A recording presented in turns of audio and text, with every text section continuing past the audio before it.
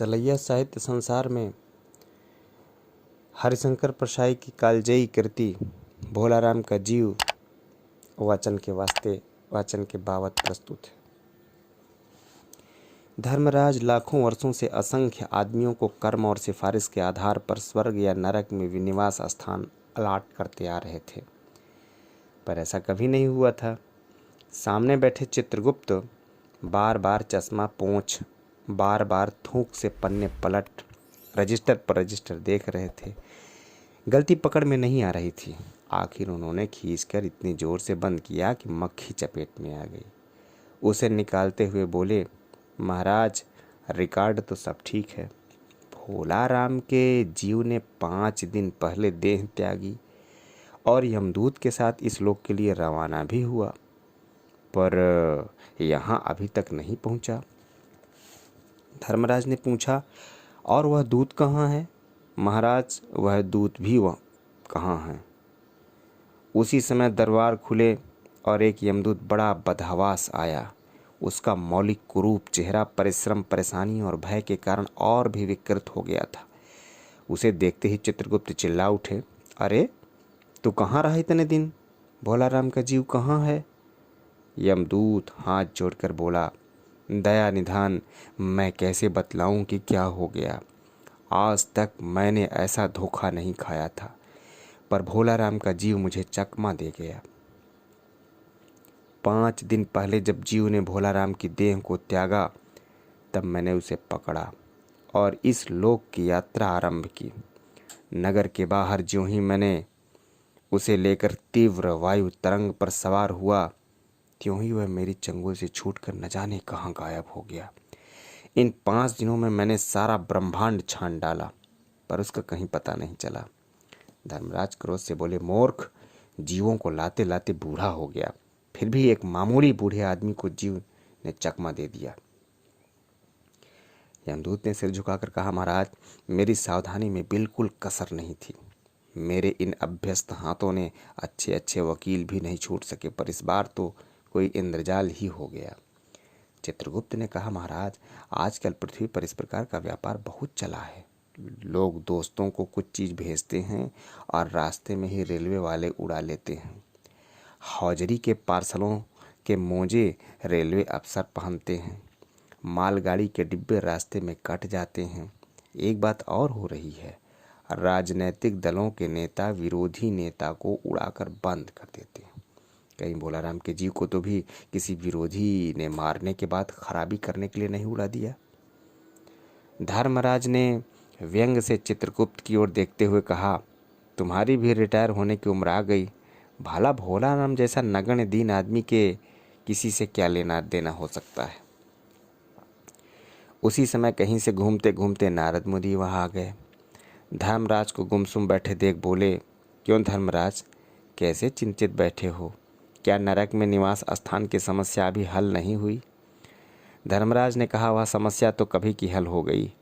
नरक में पिछले सालों में बड़े गुणी कारीगर आ गए हैं। कई इमारतों के ठेकेदार हैं जिन्होंने पूरे पैसे लेकर रद्दी इमारतें बनाई। बड़े बड़े इंजीनियर भी आ गए हैं जिन्होंने ठेकेदारों से मिलकर पंचवर्षीय योजनाओं का पैसा खाया। ओवरसीयर हैं जिन्होंने उन मजदूरों की हाजिरी भरकर पैसा हड़पा जो कभी काम पर गए ही नहीं। उन्होंने बहुत जल्दी नरक में कई इमारतें तान दी हैं। वह समस्या तो हल हो गई है, पर एक बड़ी विकट उलझन आ गई है। भोलाराम नाम के एक आदमी की 5 दिन पहले मृत्यु हुई। उसके जीव को यह यमदूत यहाँ ला रहा है कि जीव इस रास्ते में चकमा देकर भाग गया। इसने सारा ब्रह्मांड छान डाला, पर वह कहीं मिला नहीं। अगर ऐसा होने लगा तो पाप पुण्य का भेद मिट ही जाएगा। नारद ने पूछा, उस पर इनकम टैक्स तो बकाया नहीं था? हो सकता है उन लोगों ने रोक लिया हो। चित्रगुप्त ने कहा, इनकम होती तो टैक्स होता, भूखमरा था। चित्रगुप्त ने कहा, जी। नारद बोले, मामला बड़ा दिलचस्प है। अच्छा, मुझे उसका नाम पता बताओ, मैं पृथ्वी पर जाता हूँ। चित्रगुप्त ने रजिस्टर देखकर बताया, भोलाराम नाम था उसका। जबलपुर शहर में धमापुर मोहल्ले में नाले के किनारे एक 1.5 कमरे में टूटे फूटे मकान में वह परिवार समेत रहता था। उसकी एक स्त्री, 2 लड़के और एक लड़की थी। उम्र थी लगभग 60 साल। सरकारी नौकर था। 5 साल पहले रिटायर हो गया था। मकान का किराया उसने 1 साल से नहीं दिया, इसलिए मकान मालिक ने उसे निकालना चाहा था। इतने में भोलाराम ने संसार छोड़ दिया। आज 5वां दिन है। बहुत संभव है कि अगर मकान मालिक वास्तविक मकान मालिक है तो उसने भोलाराम के मरते ही उसके परिवार को निकाल दिया होगा। इसलिए आपको परिवार की तलाश में काफ़ी घूमना पड़ेगा। माँ बेटी के सम्मिलित क्रंदन से ही नारद भोलाराम का मकान पहचान गए। द्वार पर जाकर उन्होंने आवाज़ लगाई, नारायण नारायण नारायण नारायण। लड़की ने देखकर कहा, आगे जाओ महाराज, आगे जाओ महाराज। नारद ने कहा, मुझे भिक्षा नहीं चाहिए, मुझे भोलाराम के बारे में कुछ पूछताछ करनी है। अपनी माँ को जरा बाहर भेजो बेटी। भोलाराम की पत्नी बाहर आई। नारद ने कहा, माता, भोलाराम को क्या बीमारी थी? क्या बताऊं, गरीबी की बीमारी थी। 5 साल से हो गए पेंशन पर बैठे, पर पेंशन अभी तक नहीं मिली। हर 10-15 दिन में एक दरख्वास्त देते थे, पर वहाँ से या तो जवाब आता ही नहीं था, और आता तो यही कि तुम्हारी पेंशन के मामले पर विचार हो रहा है। इन 5 सालों में सब गहने बेचकर हम लोग खा गए, फिर बर्तन बिके, अब कुछ नहीं बचा था। फांके होने लगे थे। चिंता में घुलते घुलते और भूखे मरते मरते उन्होंने दम तोड़ दिया। नारद ने कहा, क्या करोगी माँ?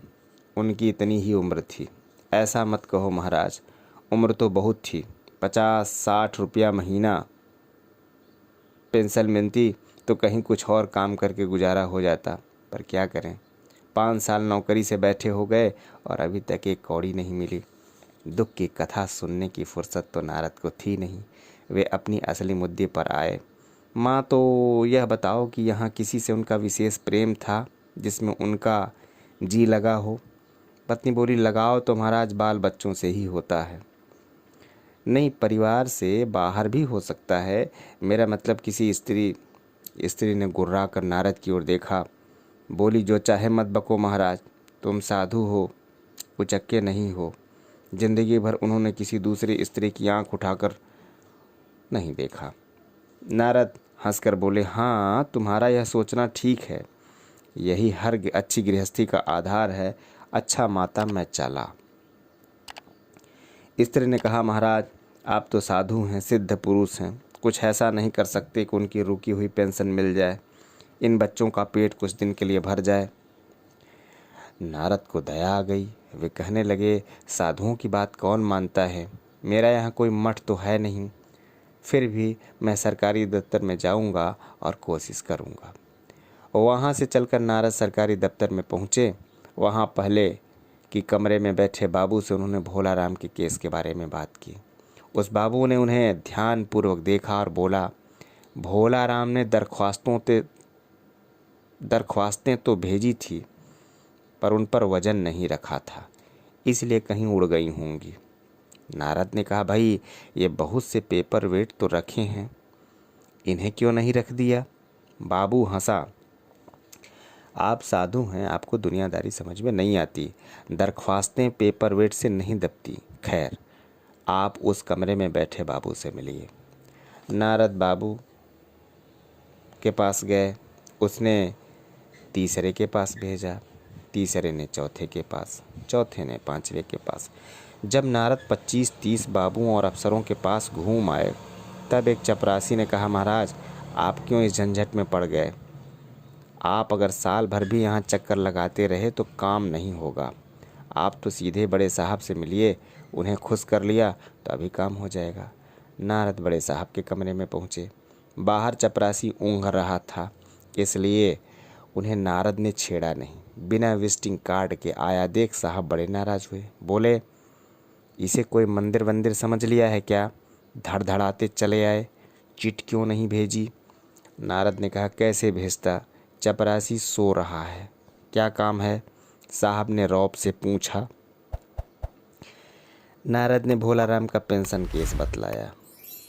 साहब बोले, आप हैं बैरागी, दफ्तरों के रीत रिवाज नहीं जानते। असल में भोलाराम ने गलती की।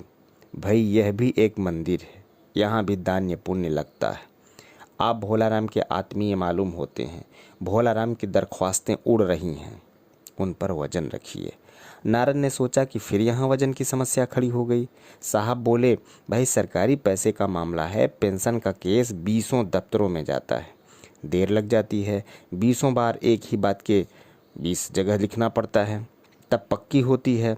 जितनी पेंशन मिलती है उतने ही स्टरे लग जाती है। हाँ, जल्दी भी हो सकता है, मगर साहब रुके। नारद ने कहा, मगर क्या? साहब ने कुटिल मुस्कान के साथ कहा, मगर वजन चाहिए। आप समझे नहीं? जैसे आपकी यह सुंदर वीणा है, इसका भी वजन भोलाराम की दरख्वास्त पर रखा जा सकता है। मेरी लड़की गाना बजाना सीखती है, यह मैं उसे दे दूंगा। साधु संतों की वीणा से तो अच्छे स्वर निकलते हैं। नारद अपनी वीणा छीनते देख जरा घबराए, पर फिर संभल कर उन्होंने वीणा टेबल पर रखकर कहा, यह लीजिए, अब जरा जल्दी उसकी पेंशन का आर्डर निकाल दीजिए। साहब ने प्रसन्नता से उन्हें कुर्सी दी, वीणा को एक कोने में रखा और घंटी बजाई। चपरासी हाजिर हुआ। साहब ने हुक्म दिया, बड़े बाबू से भोलाराम के केस की फाइल लाओ। थोड़ी देर बाद चपरासी भोलाराम की 100-150 दरख्वास्तों से भरी फाइल लेकर आया। उसमें पेंशन के कागजात भी थे। साहब ने फाइल पर भोलाराम का नाम देखा और निश्चित करने के लिए पूछा, क्या नाम बताया साधु जी ने आपने? नारद समझे कि साहब कुछ ऊंचा सुनता है, इसलिए जोर से बोले, भोलाराम। सहसा फाइल में से आवाज़ आई, कौन पुकार रहा है मुझे? पोस्टमैन है क्या? पेंशन का आर्डर आ गया? नारद चौंके, पर दूसरे ही क्षण बाद समझ गए। बोले, भोलाराम, तुम क्या भोलाराम के जीव हो? हाँ, आवाज़ आई।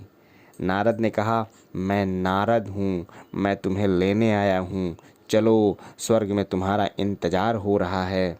आवाज़ आई, मुझे नहीं जाना, मुझे नहीं जाना, मैं तो पेंशन की दरख्वास्तों में अटका हूँ, यहीं मेरा मन लगा है, मैं अपनी दरख्वास्तें छोड़ करके नहीं जाना चाहता हूँ। जय हिंद।